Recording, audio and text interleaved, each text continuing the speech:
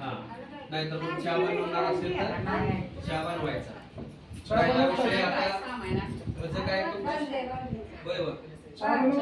म्हणजे अन्नदानाची काय सोय आहे का? हा ते निवद अन्नदान म्हणजे जेवणाचं काय जेवण झालेलं त्यानंतर निवद आणून द्यायचं हा शेक भात बुंदी काय असेल ते निवद आणून द्यायचं आम्हाला दाखवायला.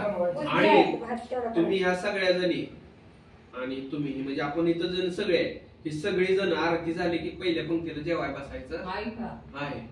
जेवण जायत नाही चालू करा चालू आहे की सत्यनारायणचा प्रसाद त्याच्यावर तुम्हाला चालत असलं तर बघा दोघांपुरतं तात्पुरतं आहे की बघा गॅस आणि खाली त्या पोरांना सांगा कुठं बनवता इथंच बनवता आज बनवा त्या खोलीत त्यांच्याच.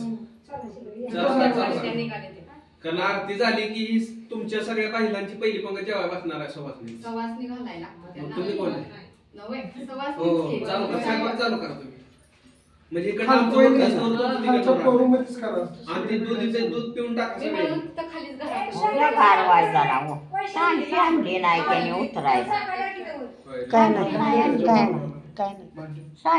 धरायला. हा मग तीच म्हणते काय व्हायचं भांडी चार आणून ठेवायचे का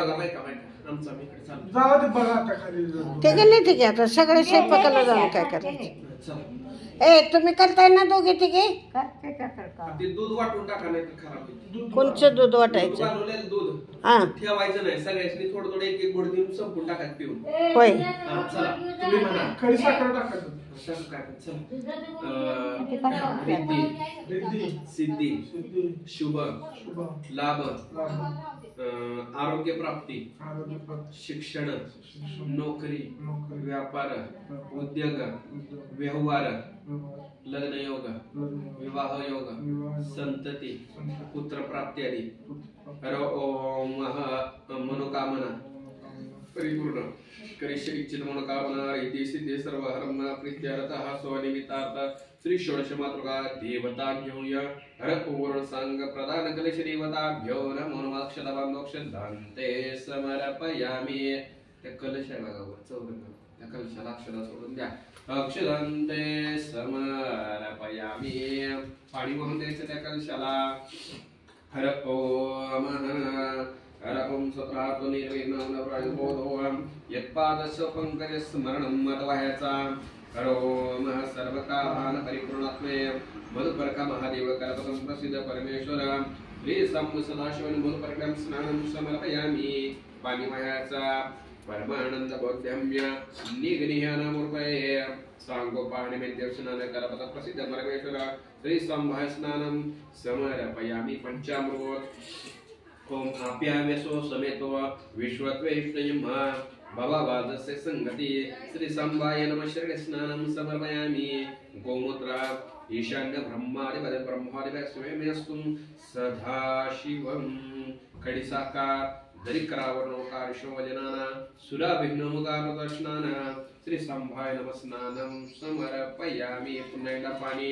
ओम तत्पुरुषाय विद्महे महादेवाय धीमहि तन्नो रुद्र प्रचोदयात्. तुम्ही इकडून ते टाकलं काष्टगण तुम्ही तिकडून हळद कुंकू. हर ओम सत्रार्को निर्विघ्न विघ्नमस्तु शांतिरस्तु परमानंदं सौरभ्यं परिपूर्णं दिगंबरं गृहान परं गंधं कृपया परमेश्वर. वल्यगंधाचं पाच बघा इकडे द्रोण आहे त्यात एक चमचा पाणी होता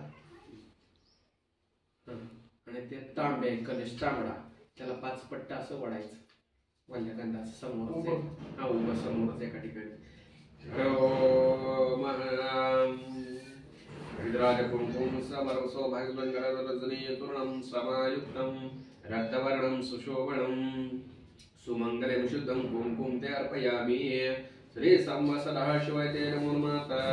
कुंकुम धारयामि. अक्षता सोडायच्या. अक्षरं बबलहं विद्येनसर परमरक्षला पांतु. बेलफुल हरळी वगैरे जी काय असेल ते सगळं थोडं थोडं ज्ञान वाहून द्यायचं.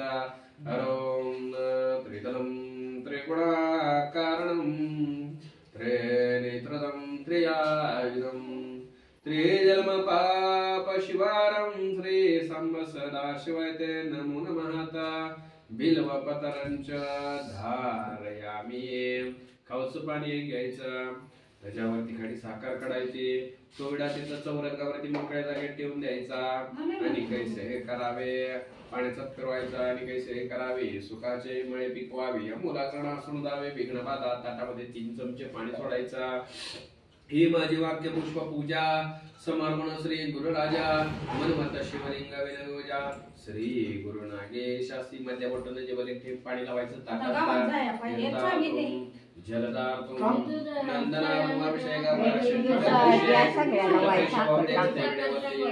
दूध त्याच्यात साखर टाकून सगळ्याला दे 3 वेळा नमस्कार चुलीवर ठेवलेलं दूध साखर आहे खाली साखर घे.